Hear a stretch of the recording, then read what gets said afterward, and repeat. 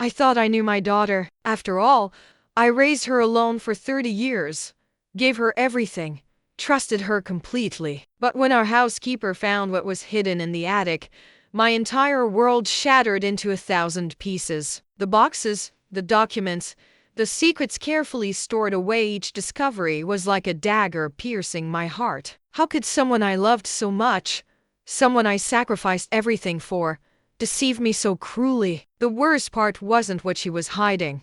It was realizing that everyone around me knew the truth except me. The looks, the whispered conversations that suddenly made sense, the lies I swallowed for years. When I confronted her, when I saw her face as the truth came to light, I understood that the daughter I thought I had never really existed. But she made one fatal mistake.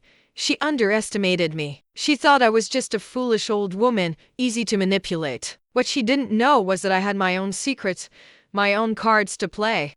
And when I finally revealed what I knew, when I showed her I wasn't the naive mother she imagined, the look of panic in her eyes was almost satisfying. Almost. I never imagined that trust could be a weapon used against me. For 30 years, I believed that love and sacrifice would be enough to build an unbreakable bond with my daughter. I was wrong. It all started on an ordinary Tuesday morning. Maria, my housekeeper who had been with me for 5 years, arrived earlier than usual. She was a discreet woman, hardworking, the kind of person who becomes invisible in their own competence. I always treated her with respect and dignity, something I learned from my own mother, who worked cleaning houses for 20 years to support me. "Ma'am, I need to talk to you about something," Maria said, her voice trembling slightly. Her hands were twisted in front of her apron, and her eyes avoided mine. My heart skipped a beat. In my experience, conversations that start this way never end well. I was in the kitchen, preparing my morning tea, and the cup nearly slipped from my fingers. "What happened, Maria? You can tell me anything." She hesitated, biting her lower lip. The silence stretched between us like a taut rope about to snap. Finally, she took a deep breath and said the words that would change everything. "I found something in the attic. Something I think you need to see." The attic.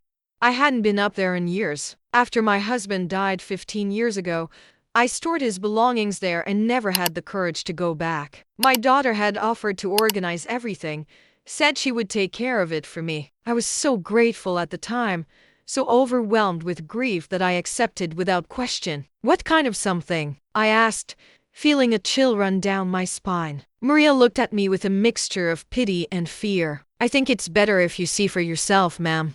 I was cleaning the upper floor and noticed the attic door was slightly open. I went up to close it, and there are boxes, many boxes, with your name on them. My hands began to tremble. Boxes with my name? What could be in the attic with my name on them that I didn't know about? "Show me," I said, my voice firmer than I felt inside. We climbed the stairs together, each step feeling heavier than the last. The attic door creaked open, and the musty smell of old wood and dust filled my nostrils. When Maria turned on the light, I saw what she meant. There were at least 20 boxes stacked against the wall. All of them had my name written in black marker. Not my husband's belongings. Mine. With shaking hands, I opened the first box. Inside were documents, letters, bank statements, legal papers. As I began to read, I felt the floor opening beneath my feet. These were letters I had never seen before. Letters from my late mother-in-law, written to me before she died. Letters that had never been delivered. If you're enjoying this story, don't forget to subscribe to the channel, give it a thumbs up, and comment what you would do in this situation. I sat down on an old chair, my legs no longer able to support me. My mother-in-law and I had a complicated relationship, but in her final years, we had grown closer, or so I thought. These letters spoke of reconciliation, of regrets, of love. Why had I never received them? I opened another box. Inside were bank statements, accounts I didn't recognize, with significant amounts of money. My name was on the accounts, but I had never opened them, never signed anything. The dates went back 5 years. "Ma'am, are you all right?" Maria asked, her hand gentle on my shoulder. I couldn't answer. My throat was tight, my heart pounding so hard it hurt. I opened a third box, then a fourth. Each one revealed more secrets, more lies. Credit cards in my name that I hadn't applied for. property deeds for houses I didn't own, legal documents with forged signatures that looked like mine but weren't. And then I found the folder, a thick folder with Mom's care plan written on the cover in my daughter's handwriting. I felt my face burning with shame as I opened it and began to read. Inside were detailed notes about my declining mental health, observations about my forgetfulness and confusion, medical reports from doctors I had never visited. There were even diary entries, supposedly written by me, describing episodes of dementia that had never happened. My hands trembled with contained rage as I realized what I was looking at. This was a plan, a carefully constructed plan to have me declared mentally incompetent. How long has this been here? I asked Maria, my voice barely a whisper. I don't know, ma'am, but those boxes, some of them look old. Years old. I stood up, clutching the folder to my chest. My daughter. My only child. The person I had sacrificed everything for. She had been planning this for years. I remembered now. The little comments about my memory. The concerned looks when I forgot small things, normal things that everyone forgets. The suggestions that I should take it easy, that I should let her handle my finances, my properties, my life. You should be grateful for what you have, she had said just last week when I mentioned wanting to donate some money to charity. You need to think about your future, about what you'll need for care when you get older. I had thought she was being thoughtful, caring, but she was building a case to take everything from me. Would you do the same in my place? Would you confront her immediately, or would you dig deeper first? I chose to dig deeper. Over the next 2 weeks, I said nothing to my daughter. I acted normal, played the role of the trusting mother while Maria and I secretly went through every box, documented every piece of evidence. What we found was staggering. My daughter had been intercepting my mail for years. Letters from my mother-in-law, from old friends, from my lawyer, from my bank. She had opened accounts in my name, taken out loans, forged my signature on dozens of documents. She had even been collecting rent from properties that were supposedly mine but that I knew nothing about. The money was going into accounts only she could access. Over the past 5 years, she had stolen nearly $2 million from me. But the betrayal went deeper than money. The fake diary entries, the falsified medical reports. She was building a case to have me declared incompetent so she could become my legal guardian and take complete control of my assets. I felt a lump tightening in my throat as I realized how close she had come to succeeding. Another few months, maybe a year, and she would have had enough evidence to petition the court. And I, trusting fool that I was, would have been blindsided. The worst part was discovering who else was involved. Her boyfriend, a lawyer I had paid to put through law school, thinking he was part of our family. He had drafted many of the forged documents. My own accountant, whom I had trusted for 20 years, had helped hide the money. Even some of my friends, people I had known for decades, had provided statements about my supposed mental decline. Ma'am, what are you going to do? Maria asked me one evening as we sat in the attic, surrounded by evidence of my daughter's betrayal. I looked at her, this woman who had been more loyal to me in 5 years than my own daughter in 30, and I smiled. It wasn't a happy smile. It was the smile of someone who had just realized they had been playing chess while everyone else thought it was checkers. I'm going to teach her a lesson about underestimating people, I said. Leave me in the comments. Have you been through something similar? You see, my daughter made one crucial mistake. She assumed I was exactly what I appeared to be.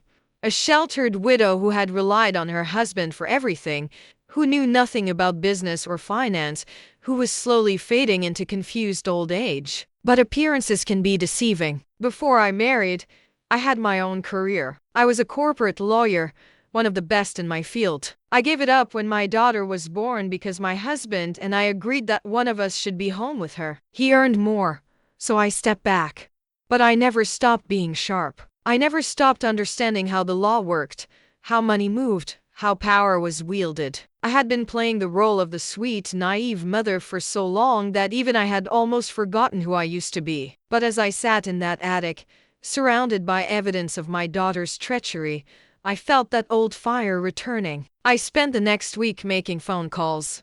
Discreet calls to old colleagues, to lawyers I had worked with decades ago, to investigators who owed me favors. I built my own case, carefully and methodically. I discovered that my daughter's boyfriend had a history of this kind of fraud. I found 3 other elderly clients he had helped who had mysteriously signed over their assets before dying. I uncovered evidence that my accountant was involved in multiple schemes, skimming money from other clients. And I found something else. Something my daughter didn't know I knew. My husband, bless his soul, had been wiser than I gave him credit for. Before he died, he had set up a trust, a secret trust that my daughter knew nothing about. In it, he had placed the bulk of our real assets, properties, investments, family heirlooms. He had made me the trustee, with one condition: the trust could only be dissolved with the agreement of 2 trustees. The second trustee was his lawyer, an old friend of his who lived in another state. A man my daughter had never met. My husband's letter, kept in the trust documents, explained everything. He loved our daughter, but he had worried about her character. He had seen signs of entitlement, of greed, and he wanted to make sure I was protected. The properties my daughter thought she was stealing, they were decoys. Valuable, yes, but not the real wealth. I felt tears welling up in my eyes as I read his words, written 15 years ago, as prescient now as if he had written them yesterday. He had protected me even from beyond the grave. Subscribe and hit the bell icon for more stories like this. The confrontation happened on a Sunday. I had invited my daughter over for dinner, just the 2 of us. She arrived with that concerned smile she had been wearing so often lately. "How are you feeling, Mom?"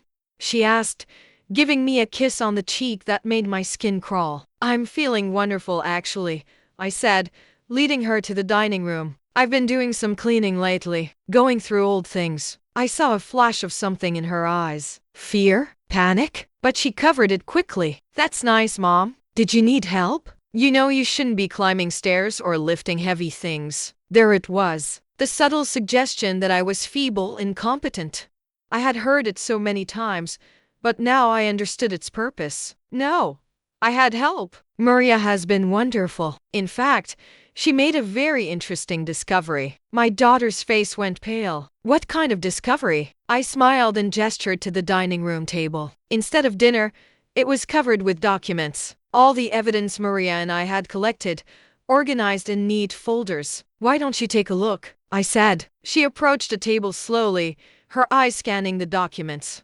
I watched her face carefully, saw the exact moment she understood that I knew everything. "Mom, I can explain," she started, but I held up my hand. "Please, don't insult me further with lies. I know everything. The forged signatures, the stolen money, the fake medical reports. I know about the accounts, the properties, the plan to have me declared incompetent. I know about your boyfriend's involvement, about the accountant, about everyone who helped you."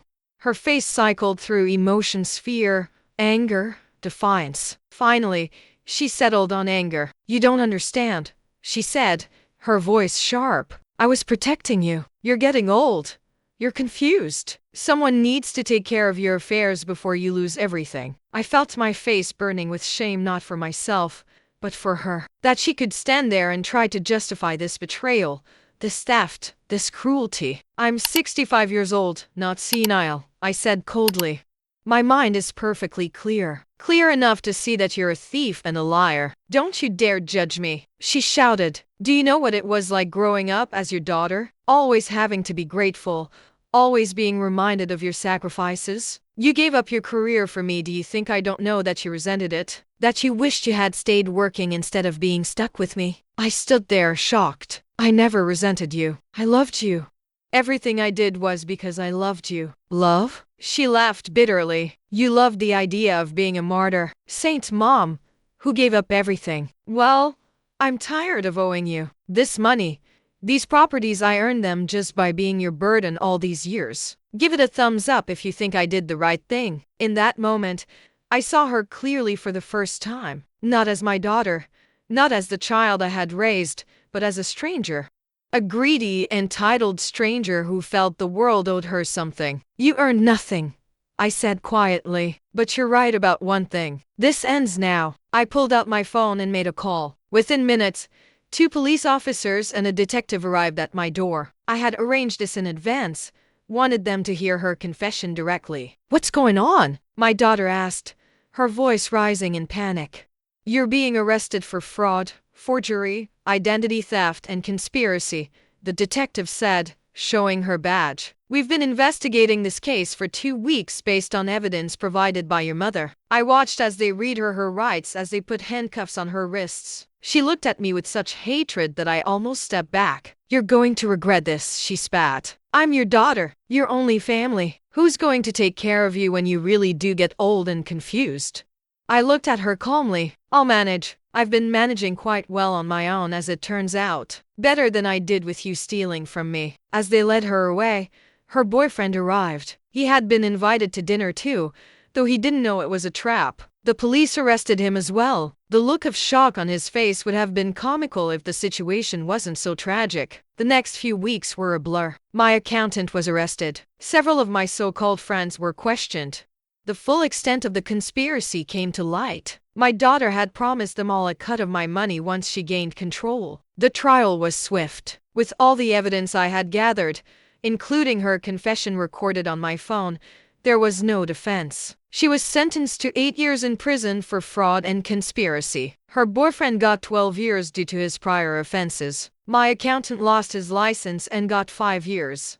The friends who had lied about my mental state faced civil suits and lost their reputations in our community. Throughout it all, I felt a strange emptiness. Yes, there was satisfaction in seeing justice served, but there was also grief. Grief for the daughter I thought I had, for the relationship I had believed was real, for the years of love that had apparently been nothing but resentment on her side. How would you act in this situation? Could you send your own child to prison? Maria stayed with me through everything. She testified at the trial, helped me reorganize my affairs, and became more than just my housekeeper. She became my friend. One evening, about 6 months after the trial, I was sitting in my study when Maria brought me tea. "Ma'am, may I ask you something personal?" she said. "Of course. Do you regret it? Turning her in?"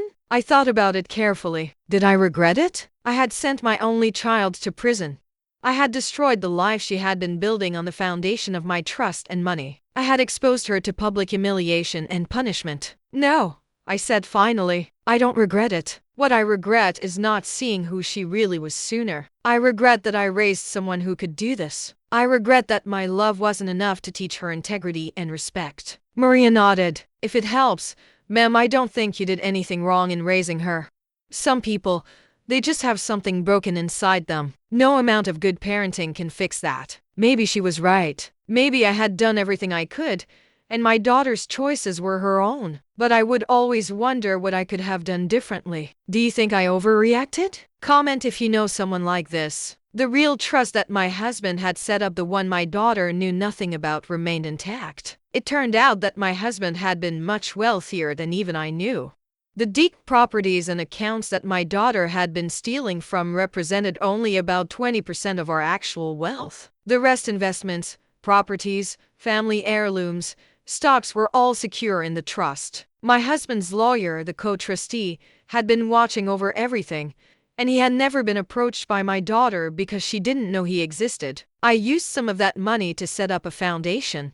A foundation to help victims of elder financial abuse, to educate families about the warning signs, to provide legal assistance to those who couldn't afford it. I named it after my husband, the man who had loved me enough to protect me even after death. Every person the foundation helped was a testament to his wisdom and love. I also did something else.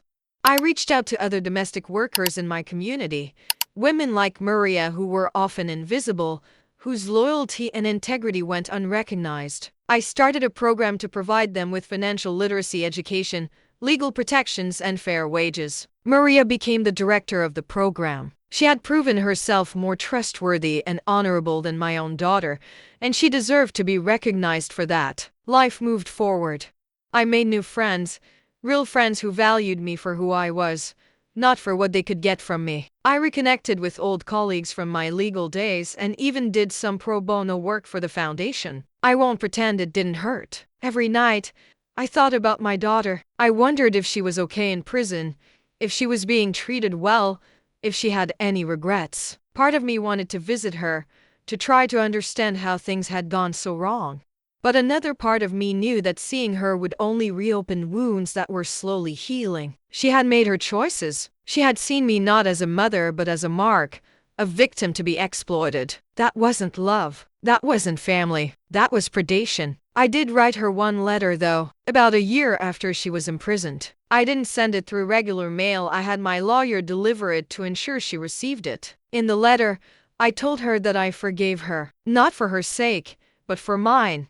I couldn't carry the burden of hatred and anger anymore. It was poisoning me from the inside out. But forgiveness didn't mean reconciliation. It didn't mean I would forget what she did or welcome her back into my life. I told her that when she was released, she would receive a small trust fund enough to start over, to build a legitimate life. But there would be conditions. She would have to complete therapy, maintain employment, and prove that she had changed. And she would never have access to my life, my home, or my finances again. I never received a response to that letter. Maybe she was too angry, too proud. Maybe she genuinely believed she had done nothing wrong. I'll never know. If you're enjoying this story, don't forget to subscribe to the channel and leave a comment. Looking back now, 3 years after everything happened, I can see how blind I was. The signs were there all along.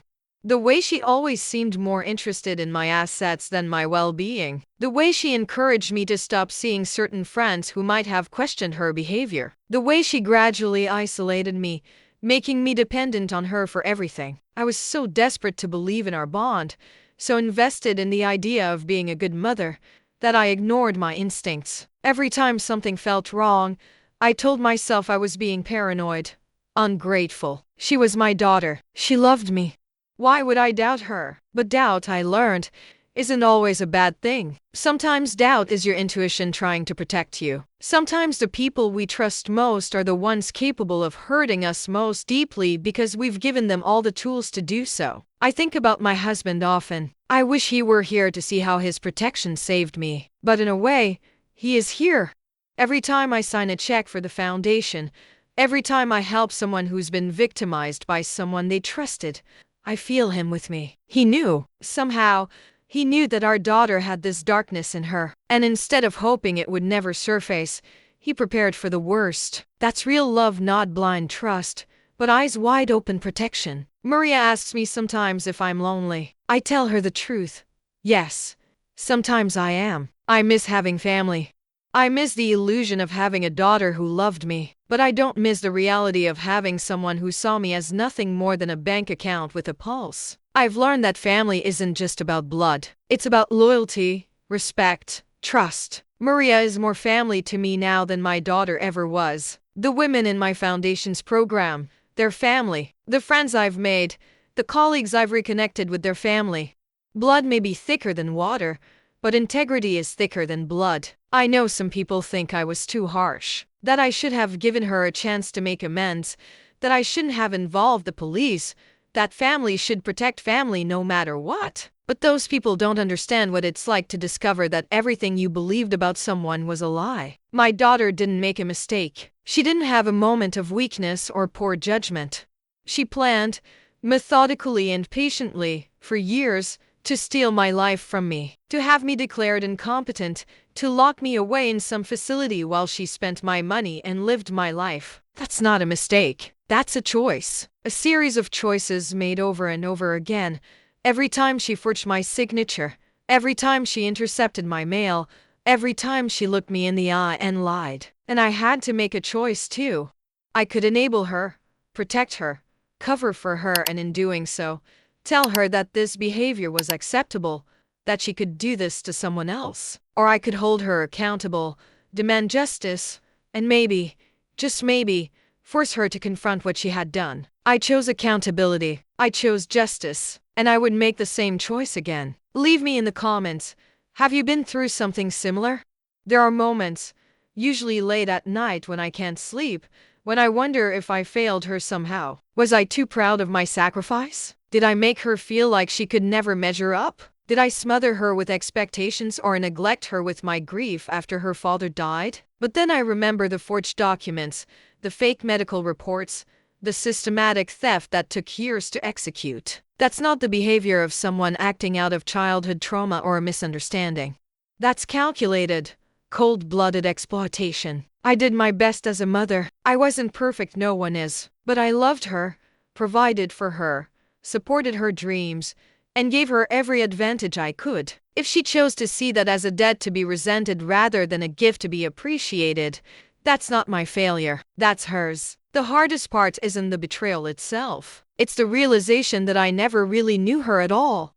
The daughter I loved, the person I thought I was raising, the woman I believed she had become, none of that was real. It was a performance, a role she played to keep me compliant and trusting. The real her, the person who could plot to have her own mother declared insane, who could steal millions without remorse, who could look me in the eye day after day while destroying my life, I never knew that person. And I'm not sure I want to. Sometimes people ask me if I'll ever reconcile with her. If when she gets out of prison, we'll rebuild our relationship. I tell them the truth. I don't know. Part of me hopes that prison will change her, that she'll genuinely understand what she did and feel remorse, that she'll become the person I always hoped she was. But another part of me knows that's probably a fantasy. People don't usually change that fundamentally. And even if she did, even if she came out of prison genuinely transformed, could I ever trust her again? Could I ever look at her without remembering the betrayal, the lies, the coldness in her eyes when she realized she was caught? I don't think so. Some wounds heal, but they leave scars. And this wound cut too deep. What I've found, though, is that life goes on. I wake up every morning in a house that's truly mine, managed by people I genuinely trust. I spend my days helping others, making a real difference in the world. I have friends who value me, who see me as a whole person, not just a source of money or status. My life is smaller now, but it's more honest, more real. I don't have to wonder who's lying to me or what secrets are being kept. I don't have to play the role of the naive, trusting mother. I can just be myself, strong, capable, intelligent, and yes, sometimes vulnerable, but never foolish. Do you think I overreacted? Leave your thoughts in the comments. In the end, what my daughter taught me wasn't about trust or family or love. What she taught me was about respect for myself, for my own instincts, for my own worth. For years, I had diminished myself, played small, pretended to be less capable than I was because I thought that's what a good mother did. I thought being humble, being self-sacrificing, being endlessly trusting was the same as being loving. But it's not. Real love includes boundaries. Real love includes accountability. Real love sometimes means letting someone face the consequences of their actions, even when it breaks your heart. I look at the women in my foundation's program, women who've been victimized by children, spouses, caregivers, people they trusted implicitly. And I tell them what I learned. Trust is earned, not owed. Family is defined by behavior, not biology. And your worth doesn't decrease based on someone else's inability to see it. Some of them struggle with this. They feel guilty for protecting themselves, for setting boundaries, for demanding respect. They've been conditioned, as I was, to believe that love means endless forgiveness, endless chances, endless vulnerability. But I tell them about my daughter, about how close I came to losing everything because I confused trust with love, because I thought being a good mother meant being blind to who my daughter really was. And I tell them that protecting yourself isn't cruel. It's necessary. It's survival. And sometimes it's the only way to maintain your dignity and sanity in the face of someone who wants to destroy you. Maria tells me I've become harder since everything happened. Maybe she's right. I'm certainly less trusting, more cautious, quicker to question and slower to accept things at face value. But I don't think that's a bad thing. I think it's wisdom. Wisdom earned through pain, but wisdom nonetheless. I've also become more grateful. Grateful for people like Maria, who prove that loyalty and integrity still exist. Grateful for my husband, who loved me enough to protect me from beyond the grave. Grateful for my own strength, which I had forgotten I possessed. And strangely, I'm grateful for my daughter too. Not for what she did, but for what she forced me to learn about myself. She showed me that I was stronger than I thought, smarter than I believed, more capable than I had allowed myself to be. She tried to make me a victim, but instead, she made me powerful. Subscribe and hit the bell icon for more stories like this. If there's one thing I want people to take from my story, it's this: Never let anyone, not your children, not your spouse, not your friends, make you doubt your own worth. Never let anyone convince you that protecting yourself is selfish or wrong. You have the right to demand respect. You have the right to protect your assets, your health, your peace of mind. You have the right to say no, to set boundaries, to walk away from people who hurt you, even if they're family, especially if they're family, because the people closest to us have the power to hurt us most deeply, to exploit our love and trust most completely. And if we don't protect ourselves, who will? My daughter is in prison now, facing the consequences of her choices. Part of me will always grieve for her, for what could have been, for the relationship we'll never have. But I don't regret turning her in. I don't regret demanding justice. Because what she did wasn't just about money. It was about my dignity, my autonomy, my right to live my own life without being manipulated and exploited. And those things are worth fighting for. Those things are worth protecting, even if it costs you everything. I'm 68 years old now. I've lived through loss, betrayal, heartbreak, and recovery. I've learned that trust is precious and should be given carefully. I've learned that love without respect is meaningless. I've learned that strength isn't about never being hurt, it's about what you do when you are. And I've learned that it's never too late to stand up for yourself, never too late to demand better, never too late to be the person you were always meant to be, before life and other people convinced you to be small. My daughter thought I was weak. She thought I was foolish. She thought I would be easy to manipulate and control. She was wrong. And that, more than anything else, is what saved me. The woman I am now, clear-eyed, strong, unshakable, isn't despite what my daughter did to me. It's because of it. She tried to destroy me, but instead, she freed me. She freed me from the prison of being the good mother who never questioned, never doubted, never protected herself. She freed me from the burden of maintaining a relationship that was built on lies. She freed me from living a half-life, pretending to be less than I was to make others comfortable. So yes, I lost my daughter, but I found myself, and in the end, that trade, painful as it was, might have been exactly what I needed. This isn't the life I imagined. It's better. It's real. It's mine. And no one, not my daughter, not anyone, can take that from me again. Give it a thumbs up if this story resonated with you. And remember, never underestimate yourself, and never let anyone else underestimate you either. Your worth isn't determined by how others treat you. It's determined by how you treat yourself. Respect yourself enough to demand respect from others. Love yourself enough to walk away from those who don't. And trust yourself enough to know the difference between loyalty and foolishness. That's the lesson my daughter taught me, though I'm sure it wasn't the one she intended. And it's a lesson I'll carry with me for the rest of my days. Tenter novum intested mais 20, 000 characters o rotiro extenso du rotero plus 20.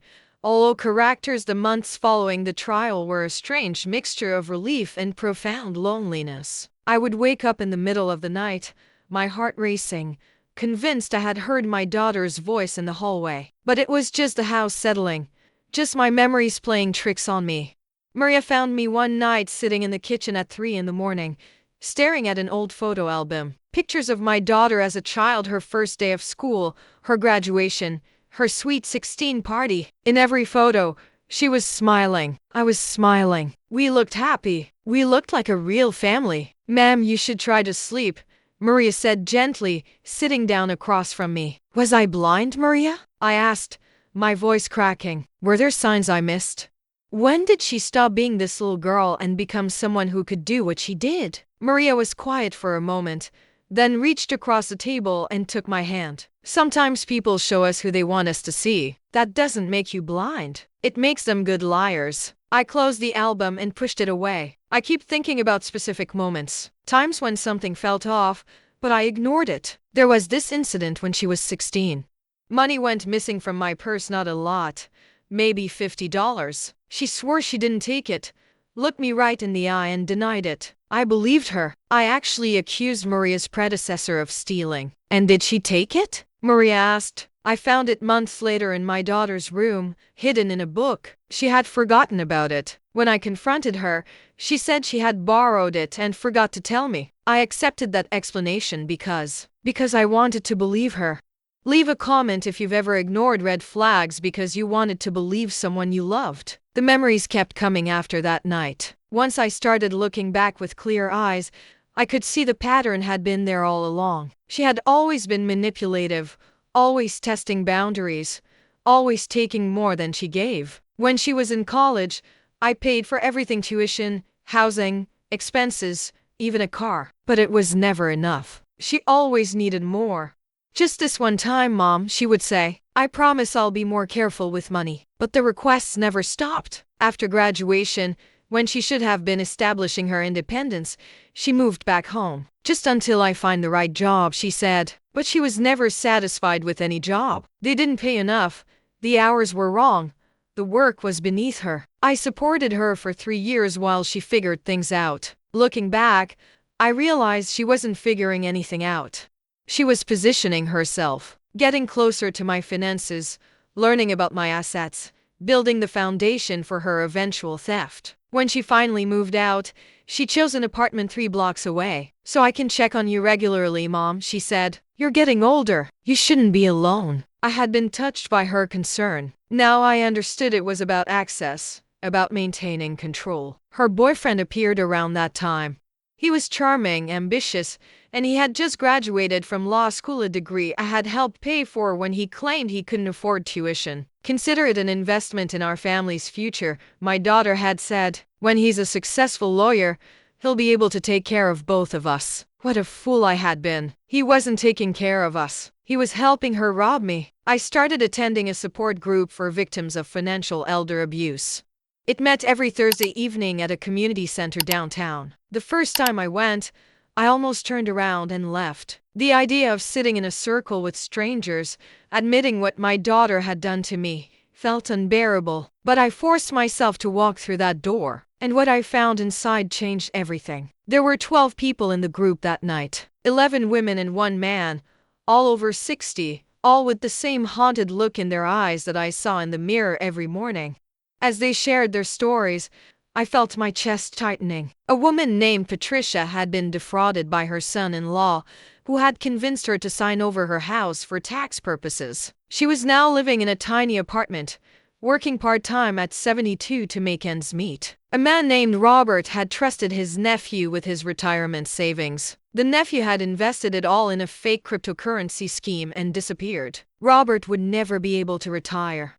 A woman named Diane sobbed as she told us how her daughter had slowly poisoned her against her other children, isolated her from friends, and then systematically emptied her bank accounts. By the time Diane realized what was happening, she had lost everything and everyone. Subscribe to the channel for more real stories about family betrayal and survival. Story after story, each one more heartbreaking than the last. But what struck me most wasn't the pain, it was the shame. Every single person in that room felt ashamed, as if they had done something wrong by trusting their own family members. "It's not your fault," the group facilitator said. She was a social worker named Janet, a no-nonsense woman in her 50s who had seen hundreds of these cases. Elder financial abuse is one of the most underreported crimes because victims blame themselves. But let me be clear, if someone you trust betrays that trust, the shame belongs to them, not to you. I raised my hand, surprising myself. But how do we reconcile that with the fact that we should have known better? I'm not senile. I'm not incapable. I should have seen what was happening. Janet looked at me with kind but firm eyes. Should you have been suspicious of your own daughter? Should you have treated her like a criminal when she was supposed to be your family? That's not wisdom, that's paranoia. We can't live our lives suspecting everyone of the worst. Especially not the people we raised, the people we loved. Her words broke something open inside me. I started crying, right there in that circle of strangers, and I couldn't stop. All the grief I had been holding back, all the rage and confusion and heartbreak, came flooding out. Patricia moved her chair next to mine and put her arm around me. She didn't say anything, just held me while I cried. When I finally stopped, she handed me a tissue and whispered, "It gets easier." Not easy, but easier. Over the following weeks, that group became my lifeline. These people understood in a way no one else could. They didn't judge me for prosecuting my daughter. They didn't tell me I should have given her another chance or that family comes first. They knew that sometimes family comes last, that sometimes the people who share your blood are the ones who bleed you dry. I learned practical things too. Janet taught us how to protect ourselves going forward, how to set up safeguards on our accounts, how to recognize the warning signs of financial abuse, how to have difficult conversations with family members about boundaries and expectations. But more importantly, I learned that I wasn't alone, that what happened to me wasn't unique or even unusual. Elder financial abuse is an epidemic, Janet told us. An estimated 1 in 10 older adults experiences some form of financial exploitation, usually by family members or caregivers. The sad truth, Janet said one evening, is that the people who are supposed to protect you are often the ones who hurt you most. Because they have access, opportunity, and your trust. That combination is powerful, and in the wrong hands, it's deadly. How would you protect yourself in this situation? Leave your thoughts below. I started volunteering with the support group, helping to facilitate meetings and mentor new members. It gave me purpose, a way to transform my pain into something useful. When a new person walked through those doors with that same shell-shocked expression I had worn, I knew exactly what to say. This isn't your fault, I would tell them. What was done to you says nothing about your intelligence or worth. It says everything about the character of the person who betrayed you. One woman I mentored, Sarah, had a story that particularly resonated with me. Her daughter had convinced her to sign a power of attorney just in case something happens to you, Mom. Within 6 months, the daughter had sold Sarah's house, emptied her accounts, and placed her in a low-quality nursing home. Sarah escaped when a nurse noticed bruises on her arms and called Adult Protective Services. She had nothing, no money, no home, no possessions except the clothes she was wearing. Her daughter had taken it all. I keep thinking I should visit her, Sarah confessed to me one day after group. She's my daughter. She's in jail now, but she's still my daughter. What kind of mother doesn't visit her child in jail? I understood that conflict all too well. The kind of mother who's protecting herself from further harm. I said, Sarah, your daughter put you in a nursing home where you were being physically abused. She knew what was happening and didn't care. That's not a daughter. That's a predator who happens to share your DNA. Sarah's eyes filled with tears. But what if she's changed? What if she's sorry? Then she can write you a letter, I said firmly. She can express her remorse from a distance. You don't owe her your physical presence, your emotional energy, or your forgiveness. You owe yourself safety and peace. It was advice I needed to hear as much as she did, because I was wrestling with the same questions.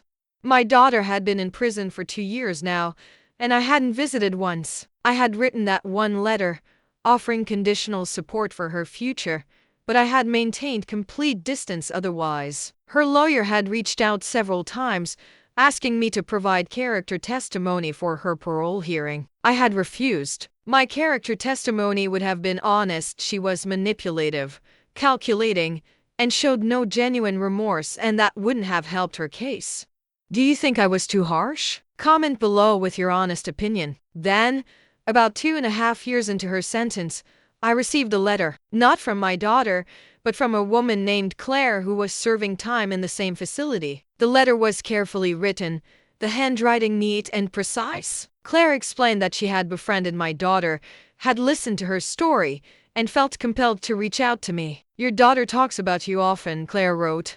She says you ruined her life by turning her in, that you were vindictive and cruel. She's convinced herself that she was trying to help you, that everything she did was out of concern for your welfare. My hands trembled as I read those words. After everything, after all the evidence, the trial, the conviction, my daughter still believed she was the victim. But Claire's letter continued. I'm writing to you because I recognize what I see in your daughter. I see myself 10 years ago. I defrauded my own mother, convinced myself I deserved her money, that I was owed something for the sacrifices she made. I destroyed her financially and emotionally, and I told myself I was justified. It took me 5 years in prison, years of therapy, and my mother's death before I understood what I had done. She died while I was incarcerated, and I never got to apologize, never got to make amends. That's something I'll carry for the rest of my life. I'm telling you this because I don't want you to wait for an apology that may never come. Your daughter is where I was in total denial, unable to face the enormity of what she's done. It may take years before she breaks through that denial. It may never happen at all. You did the right thing by protecting yourself. Don't let anyone tell you otherwise. And don't wait for her to change before you allow yourself to heal. Your healing can't be dependent on her transformation. I read that letter 3 times, then carefully folded it and put it in my desk drawer. Claire was right. I had been waiting, in some small corner of my heart, for my daughter to wake up and realize what she had done, to apologize, to show genuine remorse, to become someone I could forgive. But that might never happen, and I couldn't put my life on hold waiting for it. If you're enjoying this extended story, don't forget to like and subscribe. I threw myself more deeply into the foundation work. We had helped over 200 victims of elder financial abuse by this point, providing legal assistance, financial counseling, and emotional support. The foundation had become my legacy, the good that came from something terrible. One case particularly touched my heart. An 80-year-old woman named Margaret had been defrauded by her grandson. He had taken out credit cards in her name, forged her signature on loan documents, and stolen her social security checks for years.